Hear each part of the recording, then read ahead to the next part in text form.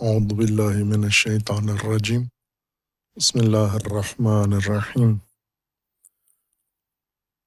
اللہم وفقنا لما تحب وترضى واجعل عاقبت امورنا خیرا ولا تکلنا الى انفسنا طرفت عین ابدا رب ادخلنی مدخل صدق واخرجنی مخرج صدق واجعل لی من لدنک سلطانا نصیرا۔ سورہ مبارکہ بقرہ آیات کریمہ۔ وَإِذْ قَالَ رَبُّكَ لِلْمَلَائِكَةِ إِنِّي جَاعِلٌ فِي الْأَرْضِ خَلِيفَةً قَالُوا أَتَجْعَلُ فِيهَا مَن يُفْسِدُ فِيهَا وَيَسْفِكُ الدِّمَاءَ وَنَحْنُ نُسَبِّحُ بِحَمْدِكَ وَنُقَدِّسُ لَكَ قَالَ إِنِّي أَعْلَمُ مَا لَا تَعْلَمُونَ۔ وَعَلَّمَ آدَمَ الْأَسْمَاءَ كُلَّهَا ثم عرضهم على الملائكة فقال أنبئوني بأسماء هؤلاء إن كنتم صادقين قالوا سبحانك لا علم لنا إلا ما علمتنا إنك أنت العليم الحكيم قال يا آدم أنبئهم بأسمائهم فلما أنبأهم بأسمائهم قال ألم أقل لكم إني أعلم غيب السماوات والأرض وأعلم ما تبدون وما كنتم تكتمون۔ خلقت انسان و خلافت انسان کے باب میں اللہ تبارک و تعالیٰ نے انسان کی خلقت و خلافت سے ملائکہ کو آگاہ کیا، اور ملائکہ نے اس امر پر یہ سوال اٹھایا کہ یہ خلافت زمین کے لیے مناسب نہیں ہے، اس لیے کہ زمین کے اوپر جو مخلوق رہنی ہے، جس نے زمین کو آباد کرنا ہے، جس نے زمین سے استفادہ کرنا ہے، اور جس نے زمین میں اپنا مقصد خلقت حاصل کرنا ہے، یہ وہ نہیں لگتا، یہ فاسد ہوگا، فساد کرے گا اور صف کے دماء کرے گا۔ یہ اور اپنے بارے میں انہوں نے اللہ تبارک و تعالیٰ کی بارگاہ میں عرض کیا کہ ہم تسبیح کرتے ہیں تیری حمد کی اور تیرے لیے تقدیس کرتے ہیں۔ اللہ تبارک و تعالیٰ نے ملائکہ کو جواب دیا جو میں جانتا ہوں وہ تم نہیں جانتے۔ ملائکہ نے جس چیز کی نشاندہی کی، جو ایک حقیقت رکھتی تھی، واقعیت رکھتی تھی انسان کے بارے میں کہ انسان فساد کرے گا اور صف کے دماء کرے گا، اللہ تبارک و تعالیٰ نے اس کی تکذیب، تردید نہیں کی، انہیں جھٹلایا نہیں ہے، بلکہ جو چیز باعث بن رہی تھی کہ ملائکہ انسان کے بارے میں ایک پہلو فقط دیکھ رہے ہیں اور باقی پہلو نظر انداز کیے ہوئے ہیں یا ان کے علم میں نہیں ہیں، اللہ تبارک و تعالیٰ نے انسان کا دوسرا پہلو انہیں دکھایا۔ وَعَلَّمَ آدَمَ الْأَسْمَاءَ كُلَّهَا، اللہ تبارک و تعالیٰ نے تمام اسماء آدم کو تعلیم دیے، تمام حقائق، نمایاں حقائق یا حقائق کو نمایاں کرنے والے امور، ان کی خصوصیات، ان کے اوصاف، اللہ تبارک و تعالیٰ نے ملائکہ کو تعلیم دیے۔ ثم عرضهم علی الملائکہ، پھر وہی اسماء اللہ تبارک و تعالیٰ نے ملائکہ پر پیش کیے۔ عرض پیش کرنے کو کہتے ہیں، کسی چیز کو کھول کے نمائش کے لیے، دیکھنے کے لیے، معرض دید میں قرار دینا، یہ عرض و عرضہ ہے۔ اللہ تبارک و تعالیٰ نے وہ تمام اسماء عرضہ کیے ملائکہ پر،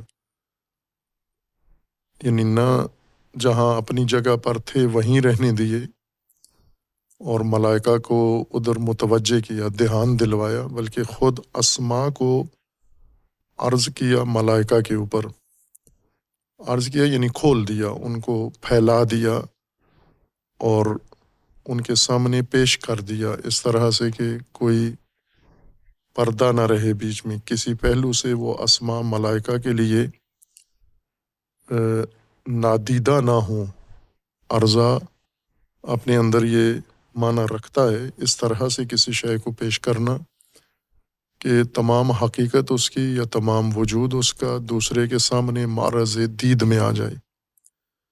جیسے آج ہم کہتے ہیں بہت ساری چیزیں ہیں جو لوگوں کے لیے نمائش دی جاتی ہیں، نمایاں کی جاتی ہیں، نمائش اسی نمایاں ہونے سے ہے۔ اگر یہ چیزیں بند ہوں، چھپی ہوئی ہوں، پردوں میں ہوں، پیکنگ میں ہوں، ان کی تمام حقیقت دیکھنے والوں کو معلوم نہیں ہوتی۔ نمائشوں میں عموماً ان کو کھول کے الگ الگ پہلو سے رکھا جاتا ہے، ہر چیز ان کی سامنے معرض دید میں رکھی جاتی ہے۔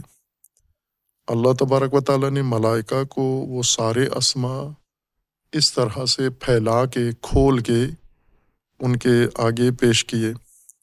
فقالا، اور پھر ان سے کہا، فرمایا، انبئونی باسماء ہؤلاء ان کنتم صادقین، آپ بتاؤ ان اسماء کے بارے میں، نبا دو اللہ کو، انبئونی اللہ تبارک و تعالیٰ کو خبر دو ان اسماء کے بارے میں اگر آپ سچ کہہ رہے ہو۔ یعنی ملائکہ کا یہ دعویٰ تھا کہ ہم تیری حمد کے ساتھ تسبیح کرتے ہیں، یعنی سباحت، جو ہمارا میدان ہے، جو ماموریت ہے، جو مقرر ہے ہمارے لیے، اس کے اندر ہم مسلسل سباحت کرتے ہیں، کوشش کرتے ہیں، اور تیری حمد کے ساتھ، تیری توصیف کے ساتھ، تیرے اوصاف و کمالات کے ساتھ ہم مسلسل دائماً مصروف سباحت ہیں ہم۔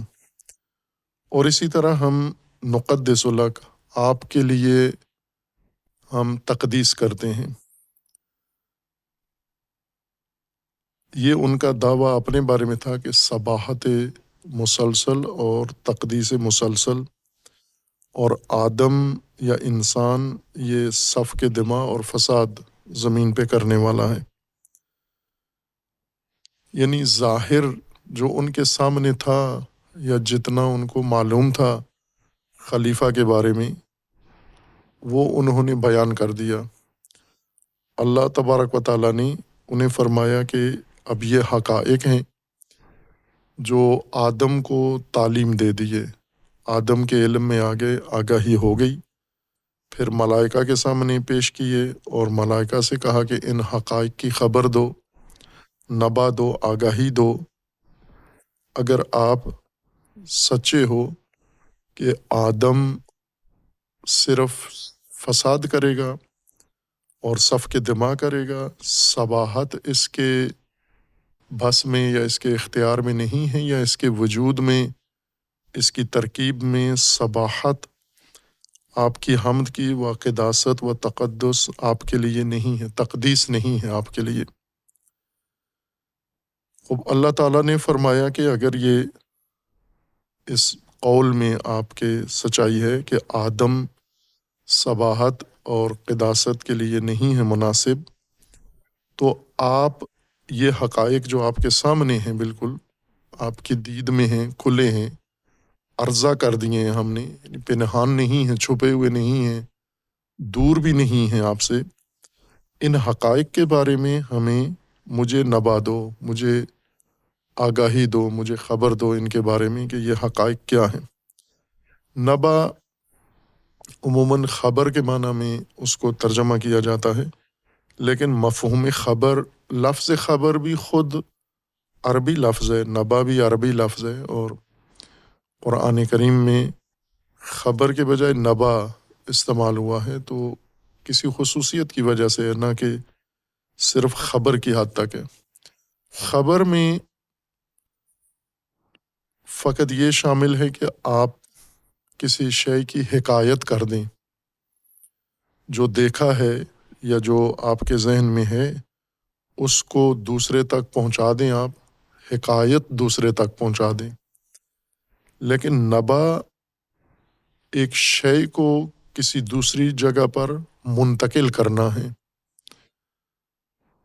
اگر وہ خبر ہے تو خبر منتقل ہو جائے، اگر وہ کوئی پیغام ہے وہ پیغام منتقل ہو جائے، اگر مانوی امر ہے تو وہ مانوی امر اپنے محل سے جہاں پر ہے اس کو دوسرے محل میں پہنچا دیا جائے، یہ نبا ہے۔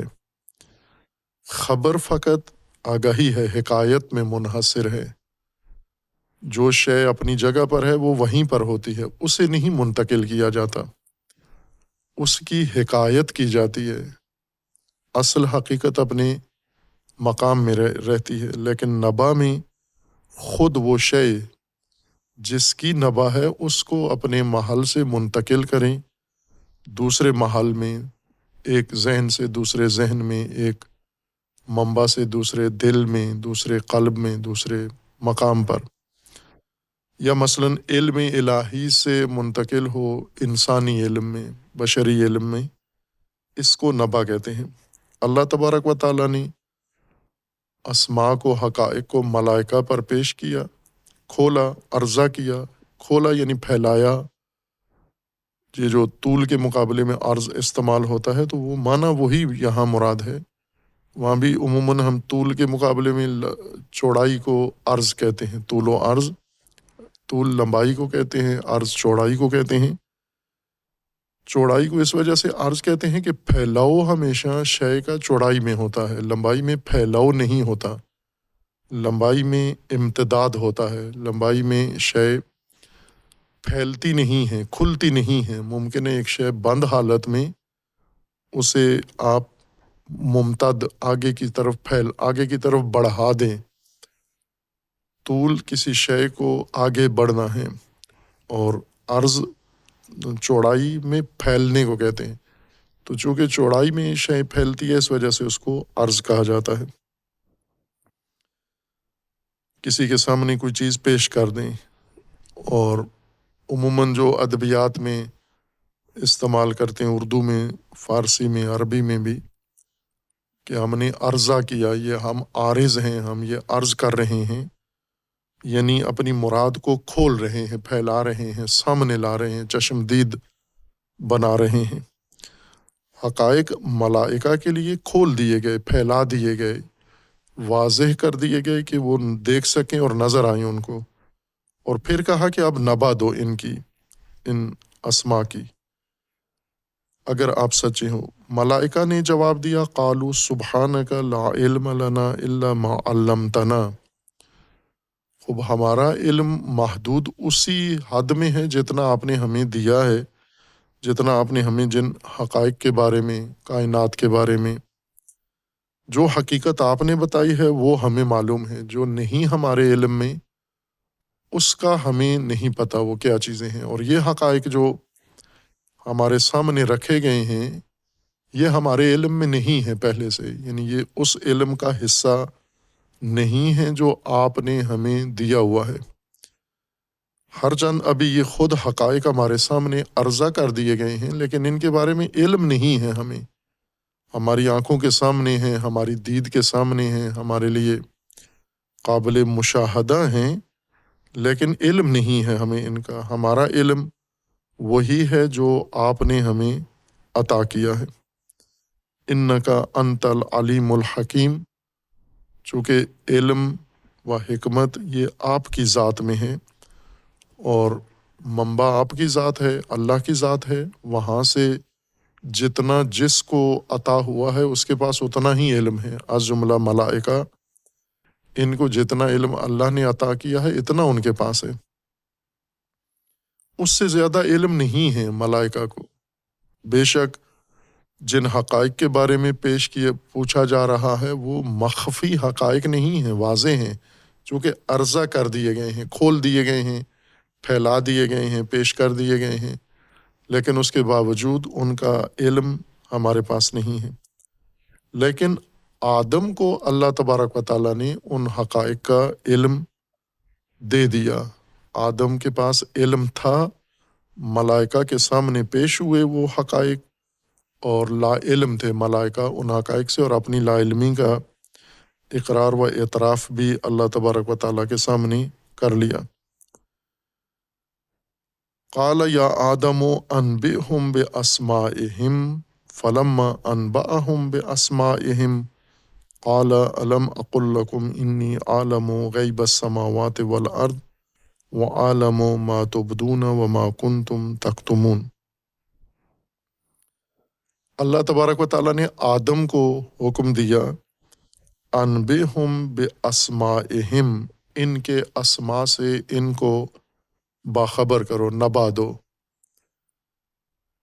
اور پھر آدم نے اللہ کے فرمان کی اطاعت کرتے ہوئے ان کو ان کے اسماء کی نبا دے دی۔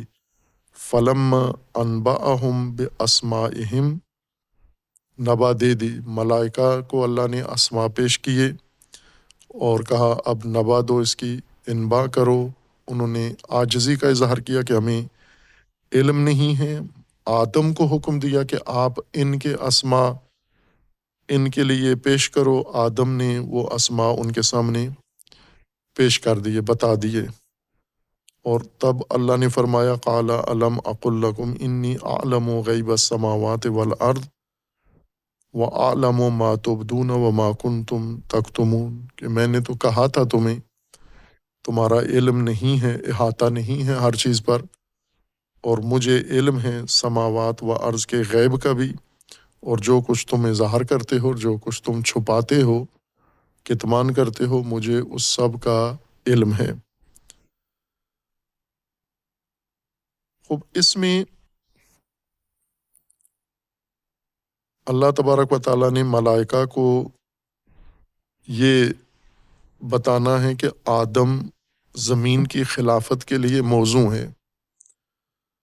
ملائکہ اس کو ناموزوں جان رہے تھے، اپنی اس ناقص معرفت علم کی حد تک جو آدم کے بارے میں تھی، اس کے نتیجے میں جو انہوں نے نتیجہ لیا وہ ٹھیک تھا کہ فساد و صف کے دمہ کرے گا، لیکن یہ کہ آدم تعلیم کے قابل ہے، علم پذیر ہے، یعنی وہ حقائق جو جاننا ضروری ہیں، اس کے اندر یہ قابلیت صلاحیت ہے، ان حقائق کو جان سکتا ہے، اور جب وہ حقائق اسے بتائی جائیں، تعلیم دی جائے، یہ ان کا علم حاصل کر سکتا ہے، اور اس نے کیا ہے یہ علم حاصل۔ یہ وہ خصوصیت تھی جو ملائکہ پر مخفی تھی۔ آدم کے اندر انسان کی یہ خصوصیت ملائکہ پر مخفی تھی۔ ملائکہ نے جس طرح خود اپنے بارے میں کہا کہ ہم تسبیح کرتے ہیں حمد کی، اور ہم تقدیس کرتے ہیں آپ کے لیے، اور جس نے زمین پر خلافت کرنی ہے، یعنی جس نے زمین پر زندگی بسر کرنی ہے خلف میں، اس خلف میں آنے والی مخلوق کا کام بھی صباحت ہے، اصل تو تقدیس ہے، جو عملی طور پر اس نے انجام دینا ہے، وہ تو یہ دو چیزیں ہیں، تسبیح و تقدیس ہے۔ لیکن یہ تو اہل فساد و اہل صف کے دماغ ہے۔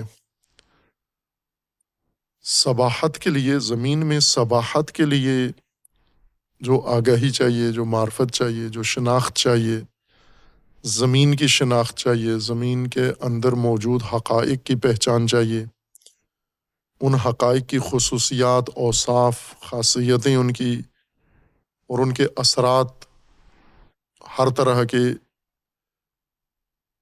زمین کے اوپر جو شخص آباد یا جو قوم یا جو نسل آباد کی جا رہی ہے، وہ زمین ہی کے اندر رہنے کے لائق نہیں ہے۔ جیسے ہم اس کو صنعتی مثالوں سے سمجھنے کے لیے آسان ہیں، صنعتی مثالیں، مثلا اس وقت کارخانوں نے ٹیکنالوجی نے بہت ساری چیزیں انسان کے لیے مقدور بنا دی ہیں، صنعتی طور پر انسان بنا کے مختلف علاقوں میں ان چیزوں کو استعمال کر رہا ہے۔ جو کارخانے بناتے ہیں وہ بنا کے مختلف علاقوں میں ان اشیاء کو بھیج دیتے ہیں، لوگ خریدتے ہیں اور ان سے استفادہ کرتے ہیں۔ جیسے گاڑیاں ہیں، مثلا ایک عام وسیلے کی چیز ہے انسان کے پاس، یہ گاڑیاں مختلف صلاحیتیں رکھتی ہیں، مختلف توانائی ان مشینوں کے اندر موجود ہے۔ کچھ گاڑیاں ہیں جو ہموار راستوں پر چل سکتی ہیں، کچھ گاڑیاں ہیں ناہموار راستوں پر چل سکتی ہیں، کچھ گاڑیاں ہیں کچے راستوں پر بھی چل سکتی ہیں، کچھ گاڑیاں ہیں فقط پکے راستوں پر چل سکتی ہیں۔ بنانے والوں نے ہی ان کو اس طرح سے بنایا ہے کہ وہ ایک خاص ماحول کے لیے، ایک خاص قسم کے راستے کے لیے بنائی گئی ہیں۔ اگر ایک ماحول کے لیے بنائی گئی گاڑی دوسرے ماحول میں جو متضاد ہے مد نظر ماحول کے، وہاں جا کر استعمال کی جائے تو وہ نہیں چل سکتی وہاں پر۔ جیسے پکے راستے پر چلنے کے لیے جو گاڑی ہے، وہ بعض گاڑیاں ہیں جو بالکل زمین سے ان کا فاصلہ گاڑی کے اس باڈی کا فاصلہ بہت کم ہے، اور بعض گاڑیاں ہیں زمین سے کافی کئی فٹ تک اوپر اٹھی ہوئی ہوتی ہیں، جن کا فاصلہ زمین سے کم ہے بہت، یعنی بعض کا تو انچوں میں ہے، فٹوں میں بھی نہیں ہے، اتنی زمین کے قریب ہے ان کی باڈی۔ تو ظاہر ہے گاڑی کی بناوٹ بتاتی ہے کہ یہ پکے راستے کے لیے ہے، یہ کچے راستے میں نہیں چل سکتی جہاں سے نشیب و فراز ہو۔ پکے راستے چونکہ ان کا سطح ہموار ہوتی ہے، ایک جیسی ہوتی ہے، لیول میں ہے، لہٰذا یہ نیچے ٹکرائیں گی نہیں۔ لیکن وہ جگہیں جہاں پر اونچ نیچ ہے، جہاں پر زمین اوپر ہے زمین نیچے ہے، یہ گاڑیاں وہاں کے لیے نہیں ہیں۔ اگر شوقین لوگ جو ان گاڑیوں کے شوقین ہیں، جیسے عموماً سپورٹس گاڑیاں جن کو کہا جاتا ہے، وہ ایسے ہی ہوتی ہیں، وہ خاص پچ پہ چلنے کے لیے بنائی جاتی ہیں، عام شہری سڑکوں کے لیے بھی نہیں ہوتی، لیکن شائقین ان کو لے کے شہری سڑکوں پہ یا بعض دیگر علاقوں میں انہیں لے جاتے ہیں، تو وہ چلتی نہیں ہیں، وہاں پر جگہ جگہ ٹکراتی ہیں نیچے اور نقصان کرتی ہیں، ٹوٹ جاتی ہیں، بسا اوقات سانحات ان کے ذریعے سے رونما ہوتے ہیں۔ گاڑی کی بناوٹ دیکھ کر اسے کہا جا سکتا ہے کہ یہ نہیں چلنے والی، یہاں اس علاقے کے لیے مناسب نہیں ہے۔ اسی طرح ہم دوسرے اور مصنوعات میں بھی یہ فرق بخوبی محسوس کرتے ہیں کہ صنعتی دنیا کے جو مصنوعات ہیں یہ خاص ماحول کے لیے بنائی جاتی ہیں، ہر ماحول میں نہیں چلتی یہ چیزیں۔ اسی طرح اللہ نے زمین کے لیے ایک مخلوق، ایک نسل ارادہ کیا۔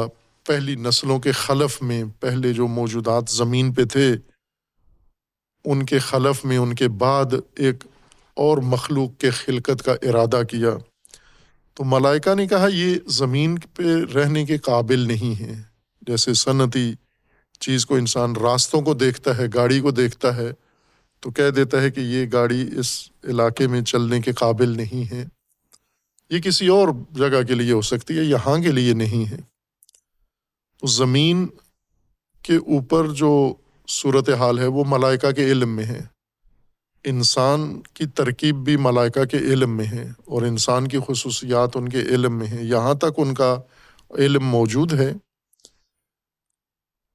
اور اس تناظر میں انہوں نے کہا کہ یہ تو نہیں، زمین پہ زندگی گزارنے کے قابل نہیں ہے، یہ خلف میں آئے یا سلف میں آئے، یہ دونوں صورتوں میں زمین کے قابل نہیں ہے، چونکہ فساد کسی قوم کے نسل کے بعد آ کے کرے یا اس نسل سے پہلے کرے، دونوں صورتوں میں زمین کے اوپر جو فسادی ہے وہ زمین کے اوپر رہنے کے قابل نہیں ہے۔ زمین کے اوپر ملائکہ کے نزدیک رہنے کے لیے صباحت کی ضرورت ہے، و قداست کی ضرورت ہے، اور وہ اس میں نہیں ہے۔ وہ اپنے اندر کہہ رہے تھے ہمارے پاس ہے، یعنی زمین کے لیے جن چیزوں کی ضرورت ہے، سباحت بحمد اور تقدیس للہ، یہ ملائکہ میں ہے، اس میں نہیں ہے۔ اب یہ چیز اللہ تبارک و تعالیٰ نے ارادہ کیا، اور ارادہ کر کے ملائکہ کو آگاہ کیا۔ ملائکہ نے اس چیز کی نشاندہی کی کہ ہمیں تو مناسب نہیں لگتا یہ زمین کی خلافت کے لیے یا زمین کی زندگی کے لیے۔ اللہ تبارک و تعالیٰ نے انہیں فرمایا کہ جو میں جانتا ہوں وہ تم نہیں جانتے، اور وہ چیز جو اللہ کے علم میں تھی اور ملائکہ کے علم میں نہیں تھی، اب ملائکہ کے علم میں لائی جا رہی ہے، اور وہ یہ ہے کہ وَعَلَّمَ آدَمَ الْأَسْمَاءَ كُلَّهَا، آدم کو تعلیم دی اللہ تبارک و تعالیٰ نے۔ اس ترکیب کے بعد جو بنائی خلقت میں اس کے لیے تھی، اب اگلا مرحلہ جس کے قابل ہے، جو صلاحیت اس کے اندر ہے، وہ یہ کہ یہ جو نہیں جانتا اسے جاننے کی اس میں صلاحیت موجود ہے۔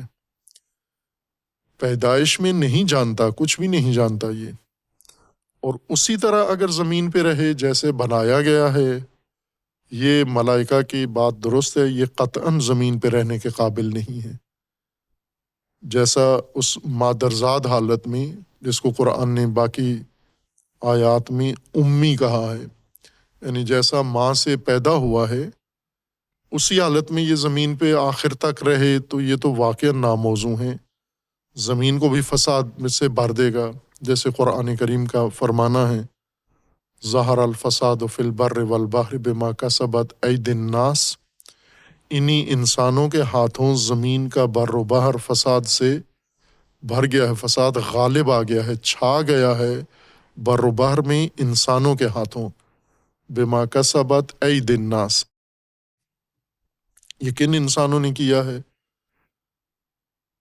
یہ انہی انسانوں نے کیا ہے کہ جو فقط خلقت کی ترکیب لے کر پیدا ہوئے ہیں، ترکیب خلقت کے بعد تعلیم کے مرحلے سے نہیں گزرے، جو خلقت یعنی زمین پہ خلق ہو جانے کے بعد اور تخلیق جتنا ہی اہم مرحلہ تعلیم کا ہے، وہ انہوں نے نہیں طے نہیں کیا۔ اصل زمین پہ رہنے کے قابل انسان کو تخلیق نہیں بناتی، تعلیم بناتی ہے۔ وَعَلَّمَ آدَمَ الْأَسْمَاءَ كُلَّهَا، تعلیم سے مراد یہ ہے کہ وہ علم جو انسان کے پاس یا کسی بھی مخلوق کے پاس نہیں ہے، اس کے اندر قابلیت ہے اس نامعلوم یا مجہول چیز کو کشف کرنے کی، اس کی حقیقت سمجھنے کی، اس کی خصوصیات، اس کے خواص، اس کے اوصاف، اس کے اثرات، اس کے اندر جو کچھ بھی اللہ تبارک و تعالیٰ نے خصوصیات رکھی ہیں طبعی طور پر، وہ ساری یہ سمجھ سکتا ہے، ناشناختہ چیزوں کی شناخت کر سکتا ہے۔ یہ سب سے بڑی خصوصیت ہے انسان کی۔ اور اگر ہم دیکھیں تاریخ، زمین کی تاریخ دیکھیں، انسان کی تاریخ دیکھیں، یا تاریخ حیات دیکھیں ہم، کہ زمین پر زندگی کب سے شروع ہوئی۔ جیسے اشارہ کیا تھا کہ چند منبع ہیں، عموماً تفسیر کی بحث میں ان سب کو آپس میں مخلوط کر دیا جاتا ہے اور سب کا عنوان تفسیر رکھ دیتے ہیں ہم۔ ان میں ایک آگاہی ان مسائل، ان موضوعات کے بارے میں ہے جو ادیان و مذاہب کے اندر موجود ہے، اور ایک آگاہی ان کے بارے میں مختلف علوم نے ہمیں دی ہے، اور ایک آگاہی ہے وہ جو احادیث میں، روایات میں ہے، اور انہی موضوعات کے بارے میں ایک آگاہی ہے جو قرآن کریم نے ہمیں دی ہے۔ عموماً مفسرین ان چاروں کو آپس میں ملا دیتے ہیں، تفسیر، ان سب کو تفسیر میں شمار کرتے ہیں، لیکن یہ الگ الگ دیکھے جائیں یہ امور، پھر دیکھیں کہ ان میں آپس میں مطابقت کتنی ہے، قرآن جو کچھ فرما رہا ہے، علوم جو کچھ کہتے ہیں، ان میں کتنی مطابقت ہے۔ اسی طرح روایات اور قرآن میں کتنی مطابقت ہے، اسی طرح اقوال میں، علوم میں اور اقوال میں جو مختلف آراء و اظہارات ہیں ان میں آپس میں کتنی مطابقت ہے۔ یعنی 2-3 مرحلوں میں یہ بات ہونی چاہیے۔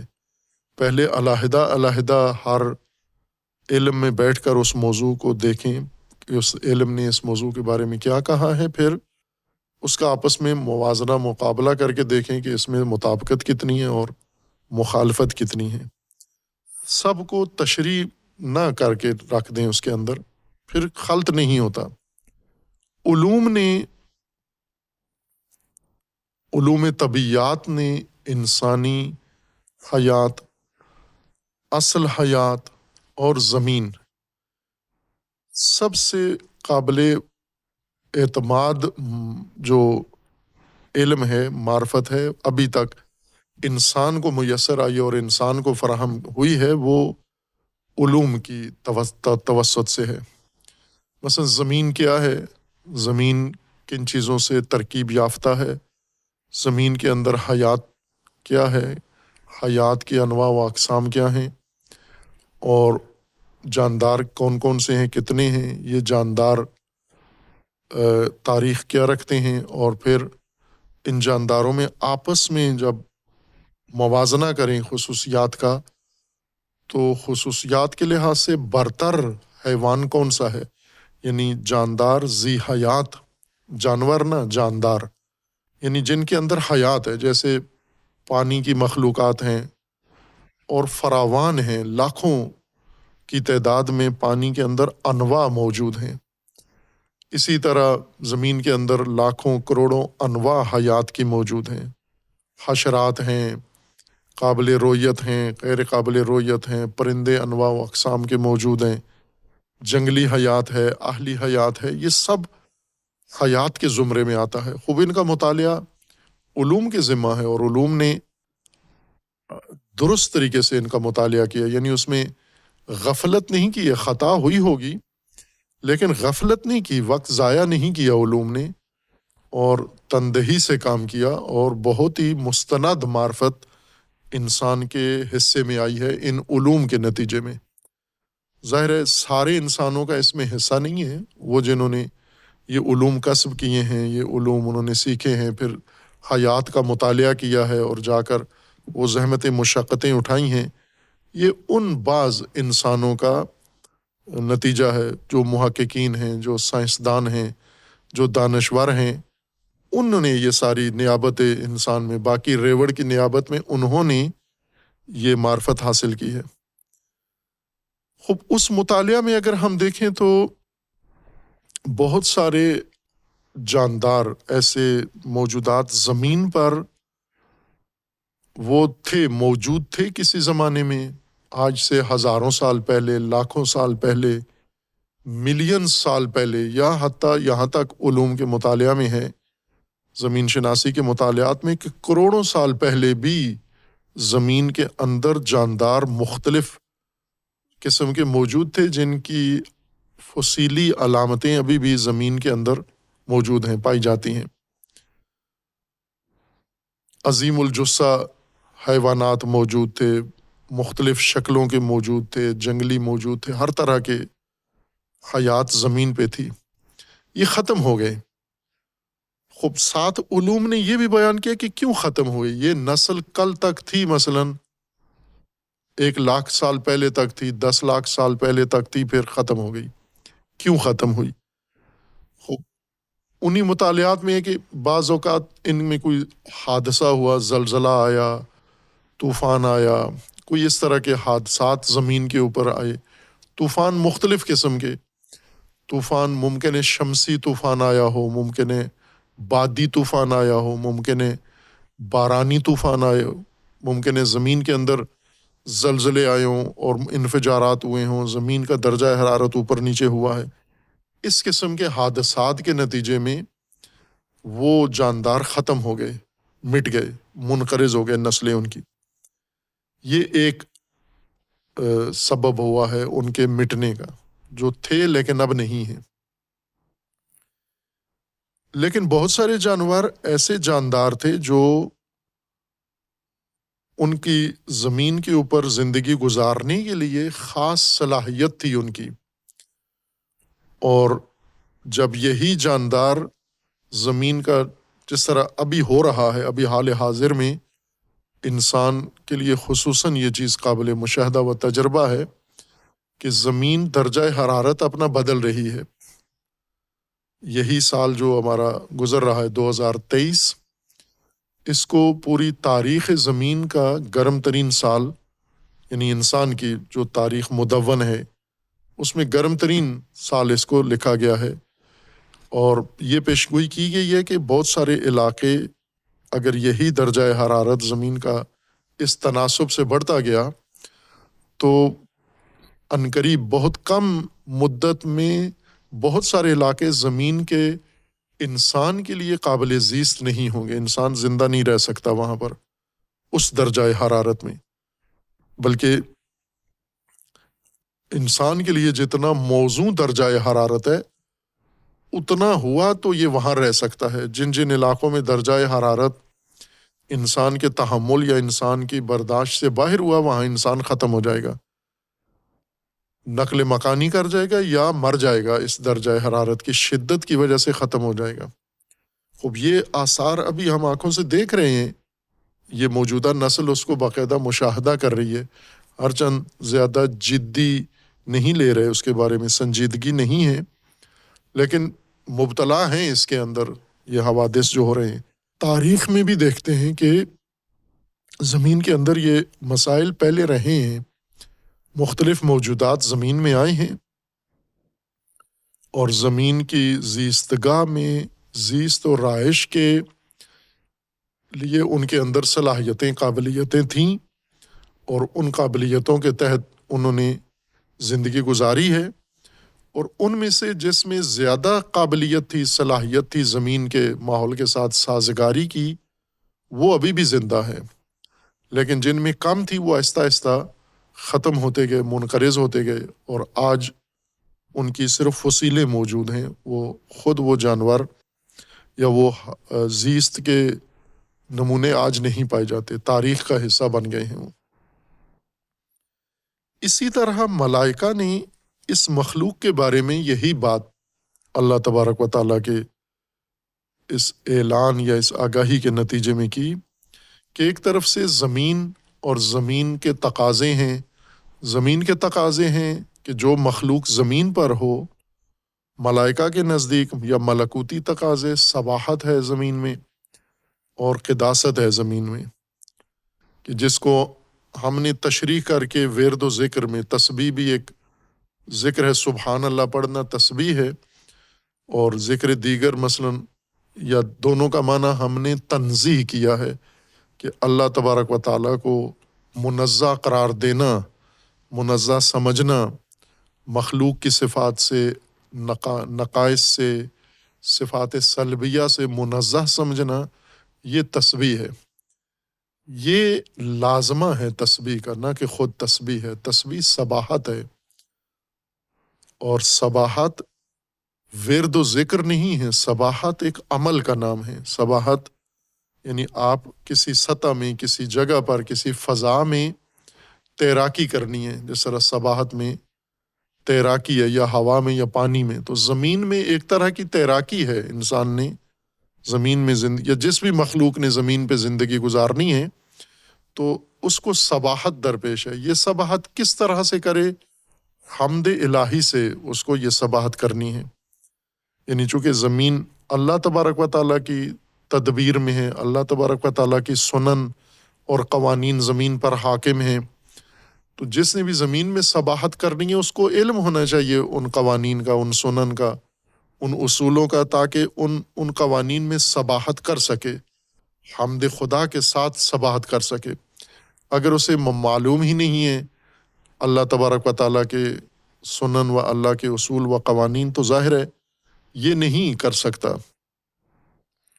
اور اسی طرح قداست زمین کے اوپر چاہیے کہ یہ انسان زمین پہ جب رہے گا تو گوناگون چیزوں سے اس کو پالا پڑنا ہے، انسان یا غیر انسان۔ تو دوسری چیز جو اس کی بقا کے لیے ضروری ہے اور زمین کے لیے ضروری ہے وہ قداست ہے، جس کا معنی اشارہ کیا تھا کہ علیحدگی، امور میں علیحدگی، حصے، ہر چیز کو جدا جدا کر دینا، نہ کہ ہر چیز یکجا کر کے اور ملا کے اور اس کو ایسی طرف دھکیل دینا جہاں اس سب کو نہیں جانا چاہیے، اس کو بانٹ کے، اس کو علیحدہ کر کے، اس کو ہر ایک کا حصہ معین کر کے اس کو دے دینا، یہ قداست ہے۔ یہ خوب ظاہر زمین تقاضا کرتی ہے اس طرح کا کہ زمین پہ زیست کے لیے یہ دو چیزیں ضروری ہیں۔ ملائکہ کے نزدیک ہم کر رہے ہیں، ہم تدبیر، ہم مدبرات زمین ہیں یا مدبرات امر ہیں، اور صباحت و قداست دونوں ہماری خصوصیت ہیں۔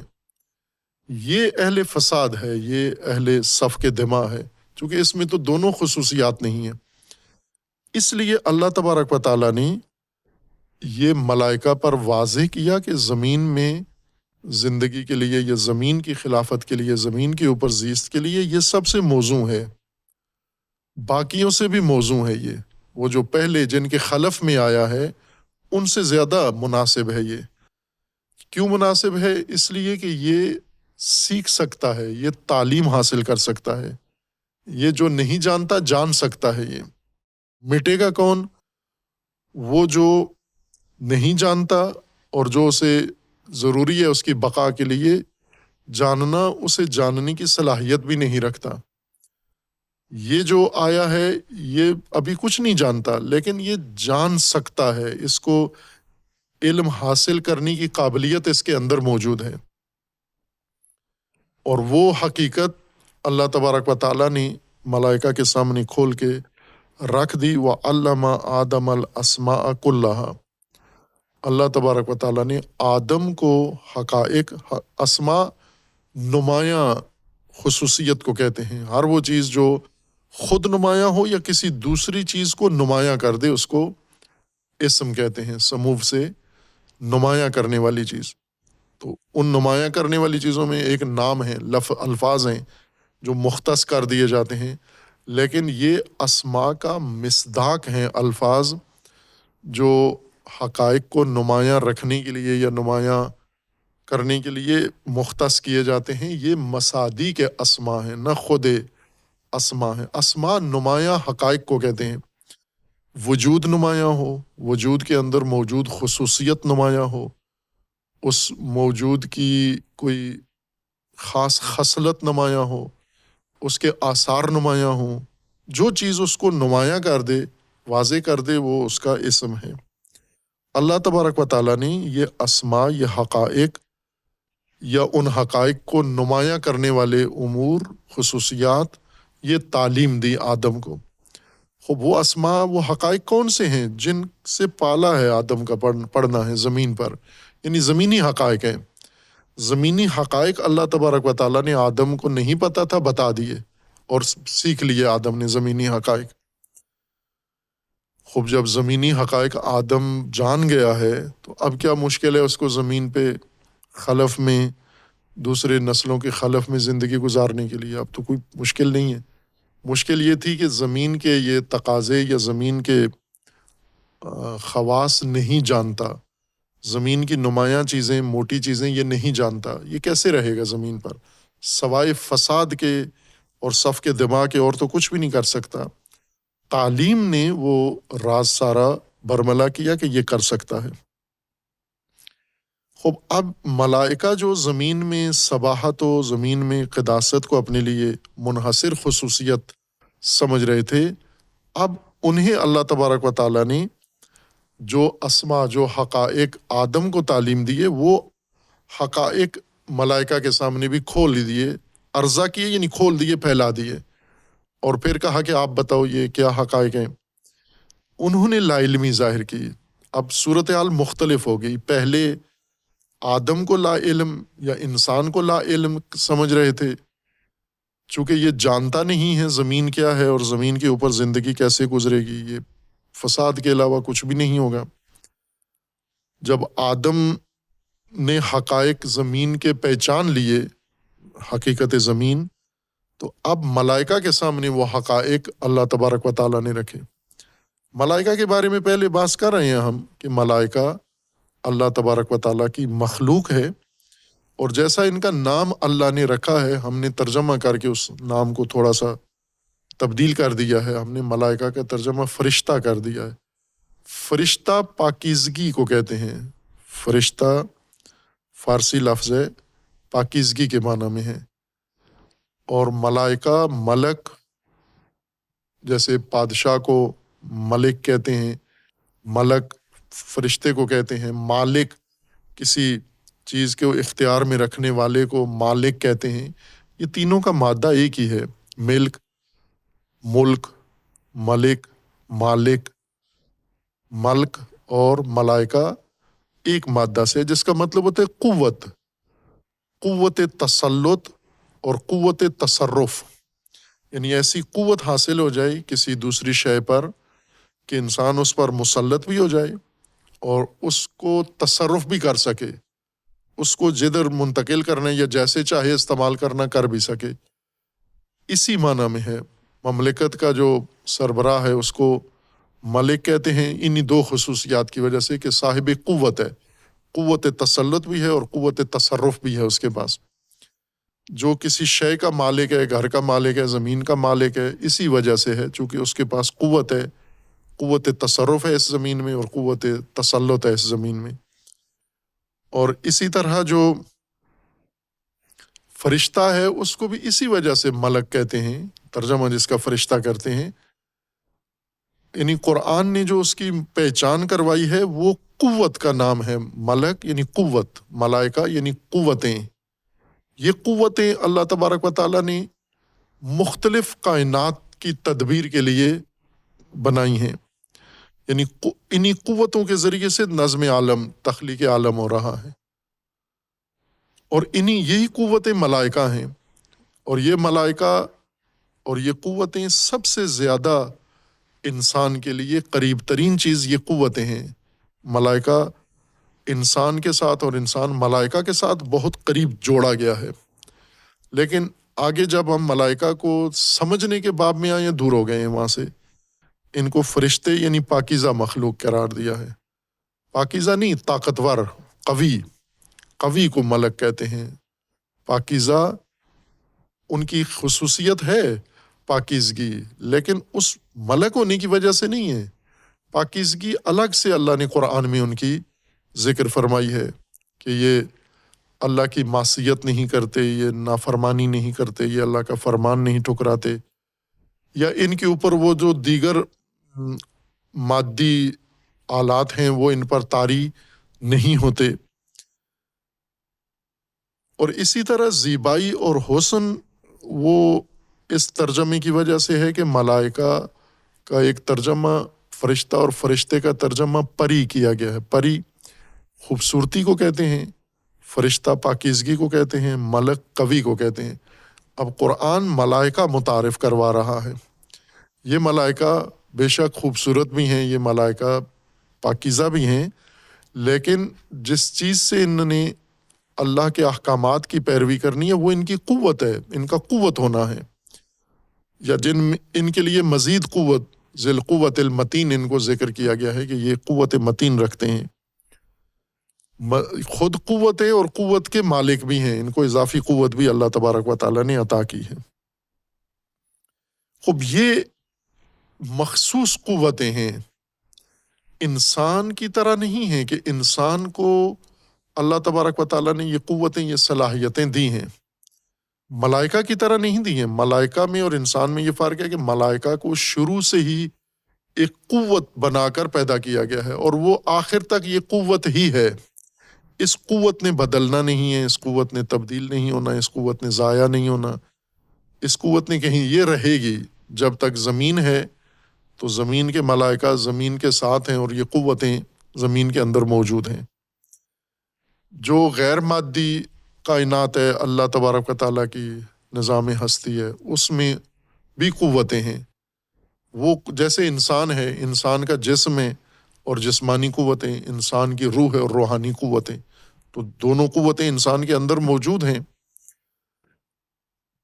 جسم کی قوتیں جسمانیت رکھتی ہیں، خصوصیت جسمانی ہیں، ان کے اندر مادی ہیں۔ روح کی قوتیں روحانی خاصیت رکھتی ہیں۔ اور آپس میں جڑے ہوئے بھی ہیں ایک دوسرے کے ساتھ، لیکن جوہری طور پر فرق ہے ان کا. جیسے انسان کی عقل ہے تو یہ روحانی قوت ہے انسان کی، لیکن باقی انسان کے اندر جو توانائیاں ہیں، جسمانی توانائیاں ہیں انسان کے اندر، کائنات میں بھی ایسا ہی ہے. یہ دو طرح کی قوتیں ہیں، مادی قوتیں بھی ہیں اور غیر مادی بھی ہیں. اور یہ قوتیں اللہ تبارک و تعالیٰ نے تدبیر عالم کے لیے مقرر کی ہوئی ہیں. یہ جس حالت میں اسی حالت میں ہے.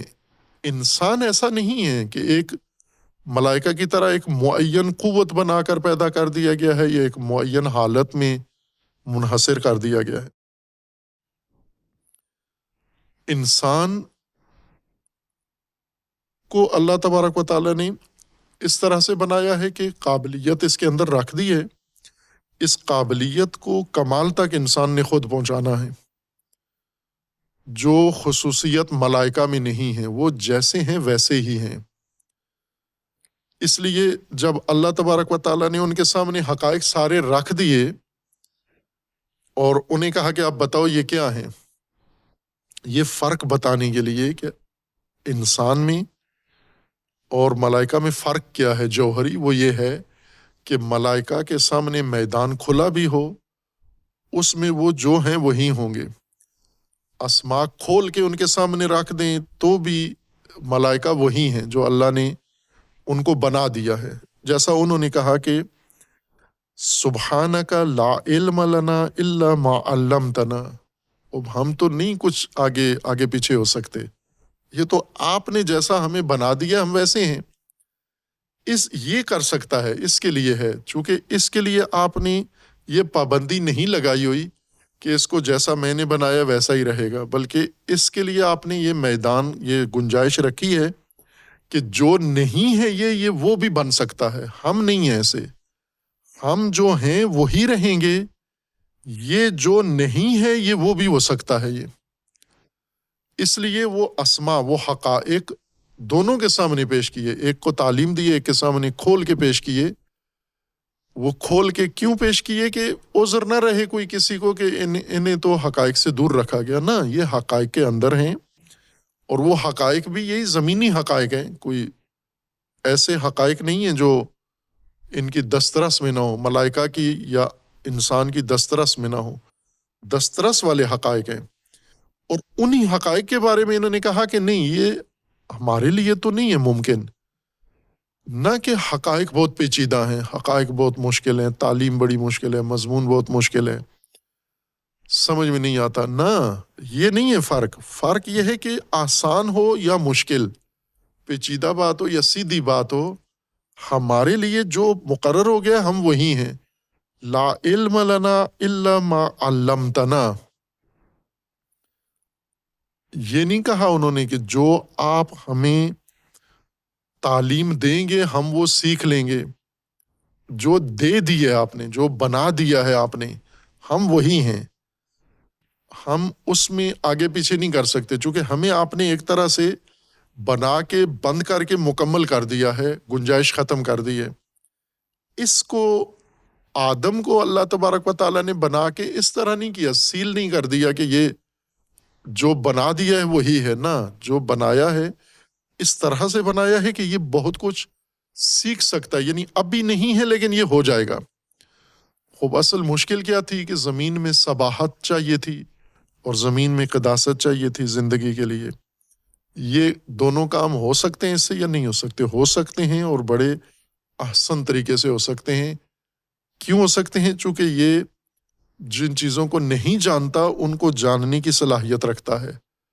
یعنی زمین کے اوپر زیست کے لیے، زمین کی رہائش کے لیے ہر حقیقت جو ضروری ہوگی یہ وہ جان سکتا ہے. اس کے لیے کوئی آگے رکاوٹ نہیں ہے، کوئی پابندی نہیں ہے، ممانعت نہیں ہے کہ یہاں سے آگے نہیں جا سکتا. وَعَلَّمَ آدَمَ الْأَسْمَاءَ كُلَّهَا. تمام حقائق آدم کو تعلیم دے دیے، وہ جو آدم کے لیے لازمی تھے، ضروری. اور جیسا پہلے عرض کیا ہے کہ یہ ایک فرد کی داستان نہیں ہے، آدمیت اور انسانیت کی داستان ہے. یعنی یہ حقائق اللہ تبارک و تعالیٰ نے انسان کو تعلیم دے دی ہے، آدم کو تعلیم دے دی ہے، یعنی آدمیت کو تعلیم دے دی ہے۔ خب انسان اللہ نے آدم کو تمام حقائق تعلیم دے دیے۔ ثم عرضهم علی الملائکۃ فقال انبئونی، ملائکہ کو کھول کے ان کے سامنے رکھے اور کہا کہ بتاؤ یہ کیا ہے۔ انہوں نے عاجزی ظاہر کر دی، سبحانک لا علم لنا الا ما علمتنا، ہمیں تو نہیں پتا یہ کیا ہے، ہمیں تو وہی پتا ہے جو آپ نے بتایا ہے، یعنی جو آپ نے بنا دیا ہے ہم وہی ہیں، ہم نہیں آگے بڑھ سکتے اس سے۔ انت انک انت العلیم الحکیم، علیم و حکیم آپ ہیں، اللہ کی ذات ہے، ہم اس حد میں ہیں جو حد آپ نے ہمارے لیے مقرر کر دی ہے۔ قال یا آدم انبئہم باسمائہم، اب اللہ تبارک و تعالیٰ نے آدم کو کہا کہ آپ نبا دیں، ملائکہ کو اسماء بتائے، حقائق بتائے، نمایاں خصوصیات حقائق کی بتائیں، وہ نہ ان کو سمجھ سکے، نہ بتا سکے، نہ نبا دے سکے، اور انہوں نے کہہ دیا کہ ہماری بس والی بات نہیں ہے، یعنی ہم سے مربوط نہیں ہے یہ چیز، ہمیں آپ نے جو بنایا ہم وہی ہیں، اور جو اب ہمارے سامنے رکھا ہے یہ ہمیں بتایا نہیں تھا، یہ ہمارے اس میں حد میں آتا نہیں ہے۔ آدم کو کہا کہ آپ ان کو ان کے اسماء بتا دو، انبئہم باسمائہم۔ اب یہاں جیسے بعض مفسرین نے بھی احتمال دیا ہے، وہ یہ ہے کہ وہ اسماء کلہا اور یہ اسمائہم یہ الگ الگ اسماء ہیں، وہ حقائق اور ہیں، یہ حقائق اور ہیں، یعنی اب آدم کو یہ نہیں کہا کہ ملائکہ کو آپ بتا دیں وہ حقائق جو ملائکہ کے سامنے اللہ نے رکھے، اور کہا کہ بتاؤ کیا ہیں، تو ملائکہ نے کہا کہ ہمیں نہیں سمجھ میں آتی، یعنی اللہ نے سمجھایا تو نہیں سمجھے، آدم نے سمجھایا تو سمجھ گئے۔ نہ، یہ نہیں ہے کہ اللہ نے ملائکہ کو سمجھانے کی کوشش کی، ملائکہ نے کہا سبحانک ہم نہیں سمجھ سکتے، پھر آدم کو کہا کہ آپ بتاؤ، تو آدم نے انہیں بتا دیا یہ حقائق یہ سارے یہ ہیں، تو انہوں نے کہا ٹھیک ہے، آدم اچھا پڑھاتے ہیں اللہ کی نسبت، نعوذ باللہ، یہ تو نہیں تھی بات، بلکہ ایک تو وہ حقائق تھے جو عمومی حقائق تھے، جو لازم حقائق تھے، اسماء کلہا، سارے حقائق، تمام حقائق۔ اب جو ملائکہ کو اللہ نے آدم کو فرمایا کہ ملائکہ کو آپ آگاہی دو، نبا دو، قال یا آدم انبئہم باسمائہم، اب ملائکہ کی حقیقت ان کو بتاؤ، ملائکہ کو، یہ وہ چیز نہیں تھی جو ملائکہ کے لیے پابندی ہے کہ یہ نہیں جان سکتے، چونکہ جتنا ان کے اندر ہے وہی ان کے لیے ہوگا، وہ حقائق ہیں جو ملائکہ نہیں جان سکتے، اللہ نے ان کے لیے یہ پابندی رکھ دی ہے کہ یہ حقائق ملائکہ کے جاننے کے نہیں ہیں، آدم جان سکتا ہے، انسان کے لیے قابل ہیں، گنجائش ہے، لیکن ملائکہ کے لیے نہیں ہے۔ لیکن یہ جو دوسرے حقائق ہیں، انبئہم باسمائہم، یہ حقیقت خود ملائکہ کی ہے، جو ملائکہ جانتے ہیں اس حقیقت کو، ملائکہ کی جو حقیقت ہے، اسمائہم، اسماء ملائکہ، یعنی نمایاں خصوصیات ملائکہ کی، یا اگر ہم اسی رائج ذہنیت و ترجمے کے ساتھ دیکھیں تو نام، ملائکہ کے نام، اب ملائکہ کو ملائکہ کے نام بتائیں، پہلے دوسرے حقائق ملائکہ کو بتائے اور آدم کو، اب خود باری ہوگی ملائکہ کی کہ آدم بتاؤ یہ کون کون سے فرشتے ہیں، تو آدم نے نام لے کے بتا دیا یہ فلاں یہ فلاں یہ فلاں ہے، اسی عامیانہ معنی کے مطابق یا عامیانہ ذہنیت کے مطابق بات کریں۔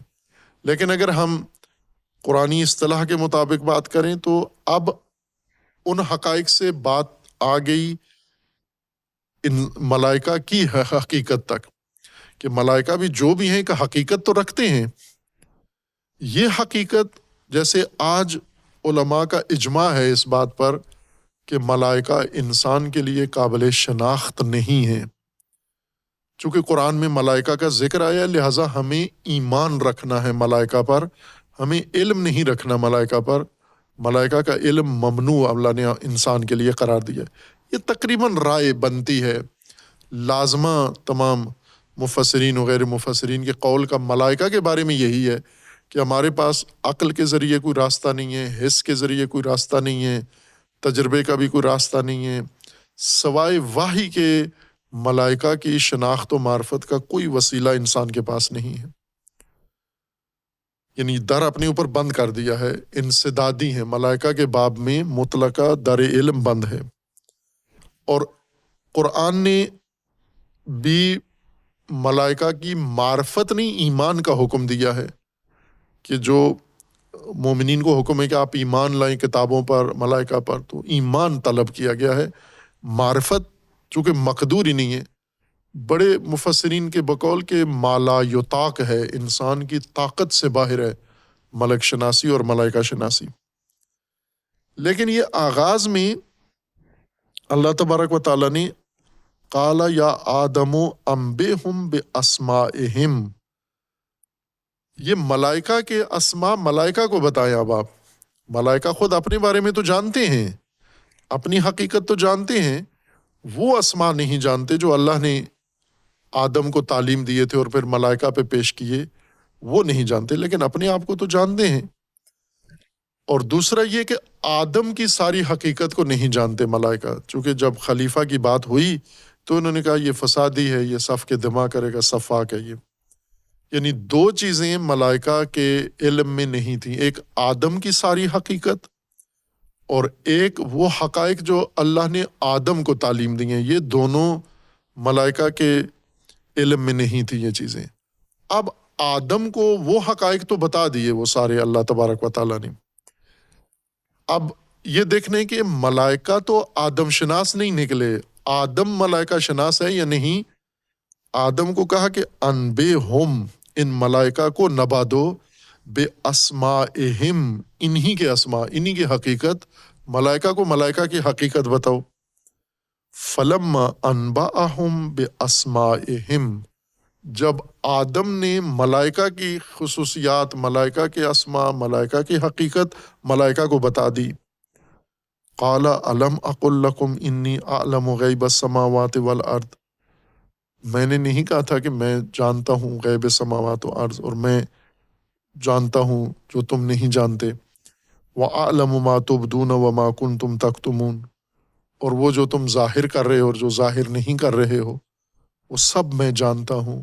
میں تو کہا تھا آپ کو، ملائکہ کو بتایا تھا، ان کے علم میں تھا کہ اللہ غیب سماوات و ارض کا علم ہے اور اللہ کو ما تبدون و ما تکتمون کا علم ہے۔ یہ ملائکہ کے پہلے آگاہی دی گئی تھی، لیکن اس کے باوجود بھی آدم کے بارے میں لا علمی نے ان کے اندر یہ تشویش پیدا کی، اور وہ اللہ تبارک و تعالیٰ نے تعلیم آدم سے مرتفع قرار دی ہے کہ چونکہ آدم کے لیے تعلیم ممکن ہے، بس تمام کھٹکے دور ہو جاتے ہیں۔ اور یہی بڑی خصوصیت اس داستان کے اندر انسان کے لیے اللہ نے رکھی ہے۔ انسان آدم اول ہو، آدم دوم ہو، یا آج کا آدم ہو، یا آج کے آدمی ہوں، یا آج کے بنی آدم ہوں، یہ ان سب کی خصوصیت ہے کہ یہ اگر تعلیم لیں گے تو یہ زمین کے اوپر اللہ کی تسبیح بھی کریں گے، تقدیس بھی کریں گے تعلیم کے بعد۔ اگر تعلیم نہیں ہوئی تو ملائکہ کی پیشگوئی درست ہے، یہ فساد کریں گے اور صف کے دماغ کریں گے۔ تو مشکل ان کی تعلیم سے حل ہونی ہے، یعنی حقائق سے جتنے آشنا ہوں گے، جتنی معرفت ان کی بڑھے گی۔ آدم نے ملائکہ کو ملائکہ کے اسماء بتا دیے، حقیقت ملائکہ کی ملائکہ کو بتا دی، چونکہ کوئی تصدیق بھی تو ہو نا۔ پہلے جو اسماء اللہ تبارک و تعالیٰ نے آدم کو بتائے، ملائکہ کو پیش کی، انہوں نے کہا ہمیں تو نہیں پتہ۔ تو یوں نہیں کہ آدم نے جب بتائے تو پتہ چل گیا نا، وہ نہیں، وہ ان کے جاننے کے حقائق ہی نہیں ہیں، وہ آدم کے جاننے کے ہیں، ان کے نہیں ہیں۔ لیکن انہیں اپنی حقیقت پتہ تھی اور آدم نے ان کو اپنی حقیقت بتا دی کہ وہ مضمون آپ نہیں سمجھ سکتے، لیکن یہ تو آپ کو پتہ ہے کہ آپ کیا ہیں۔ ان کی جو نمایاں خصوصیات تھیں اسما، وہ آدم نے ان کو بتا دیے۔ یعنی ملائکہ شناسی آدم کے لیے ممکن ہے، ملائکہ کے لیے آدم شناسی مشکل تھی۔ آج ابنائے آدم و اولاد آدم الٹ ہو گئے ہیں، آج وہ کہتے ہیں تکلیف ما لا یطاق ہے، ایمان ملائکہ پر ہو معرفت ناممکن ہے۔ اللہ تبارک و تعالیٰ نے تو خلقت میں آدم کی برتری ہی اسی سے ثابت کی کہ ملائکہ آدم کو نہیں پہچان سکے، آدم نے ملائکہ کو پہچان لیا، یعنی ملائکہ کی معرفت رکھتے تھے۔ خب یہ ایسا ہوا ہے کہ جیسے مثلا پہلے بھی مثال باس کے شروع میں بھی کی تھی کہ اگر ہم کسی چیز کی تلاش میں جا رہے ہیں لیکن اس کا نقشہ یا اس کا حلیہ نہیں ہے، اس کی تصویر نہیں ہے ہمارے پاس، کسی ذہنی تصویر تخیل کے ساتھ اس کو ڈھونڈنے جا رہے ہیں۔ مثلا فرض کریں ہم کسی شہر میں، بازار میں، کسی ماحول میں، کسی ہاسٹل مدرسے میں کسی آدمی کو ڈھونڈنے جا رہے ہیں جسے ہم نے دیکھا ہوا نہیں تھا، نام سنا ہوا ہے لیکن اس کی تصویر نہیں ہے، چھوٹا ہے، بڑا ہے، عالم ہے، غیر عالم ہے، کون سا ہے، اور یہ 1000 دفعہ گزرا ہے ہم سے، جس کو ڈھونڈنے نکلے تھے، آتے جاتے ہوئے صبح و شام مختلف امور میں، یہ ہمارے سامنے رہا ہے، اس کو دیکھتے رہے ہیں، یہ آتا جاتا رہا ہے ہمارے ساتھ، اسی کو تلاش کر رہے تھے ہم، جس سے کئی دفعہ پالا پڑا ہے، لیکن چونکہ پہچان نہیں تھی یا وہ جو ہم تصویر بنائے ہوئے تھے وہ کچھ اور تھی، حقیقت میں اس کی تصویر اور تھی۔ حقیقی شخص کو کئی دفعہ دیکھا ہے، اپنی خیالی تصویر سے تطبیق نہیں ہوا وہ، اس لیے دیکھنے کے باوجود بھی نہیں پہچانا ہم نے۔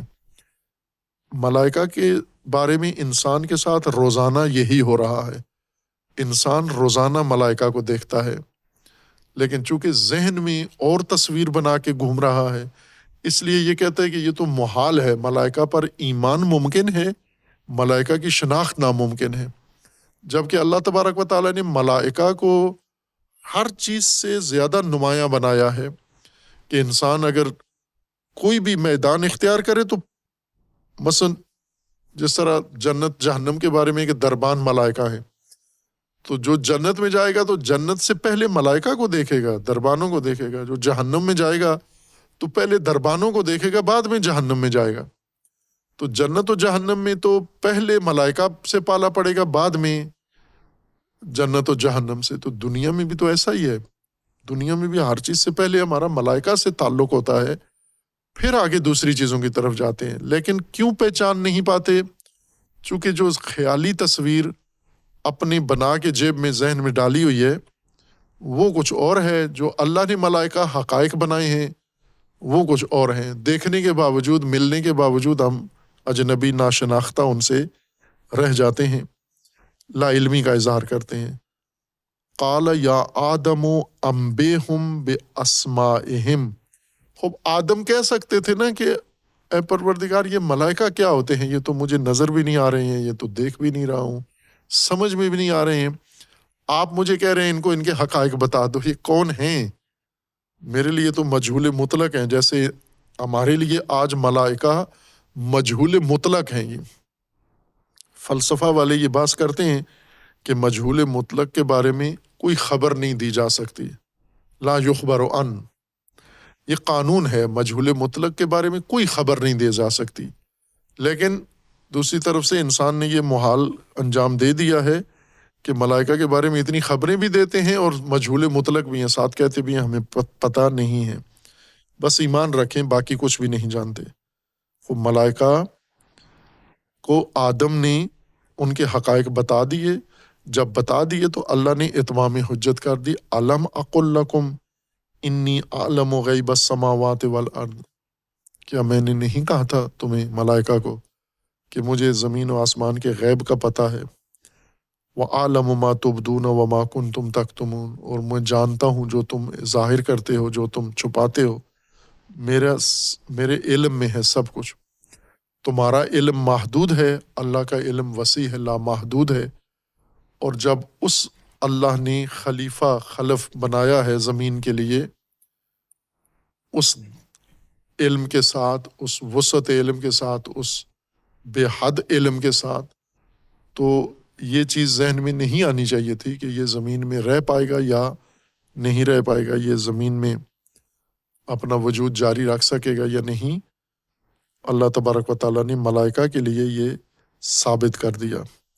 خوب، یہاں سے ملائکہ کی پوری تسلی ہو گئی، اقناع ہو گئی، اور یہاں سے وَإِذْ قُلْنَا لِلْمَلَائِكَةِ اسْجُدُوا لِآدَمَ فَسَجَدُوا، یہاں سے اب دوسرا مرحلہ شروع ہو جاتا ہے کہ تشویش ختم ہو گئی، اب سجدہ کرنا ہے۔ جب حکم دیا سجدہ کرو تو سب ملائکہ نے بالاتفاق اسی کو سجدہ کیا جس کے بارے میں کہہ رہے تھے یہ فسادی ہے، یہ جھگڑالو ہے، یہ صفاق ہے، یہ فلاں ہے، یہ سرے سے زمین کی خلافت جچتی نہیں ہے اس کے ساتھ، اسی کو سجدہ کیا۔ یہ بعد میں بیان کریں گے۔ صلی اللہ علیہ محمد۔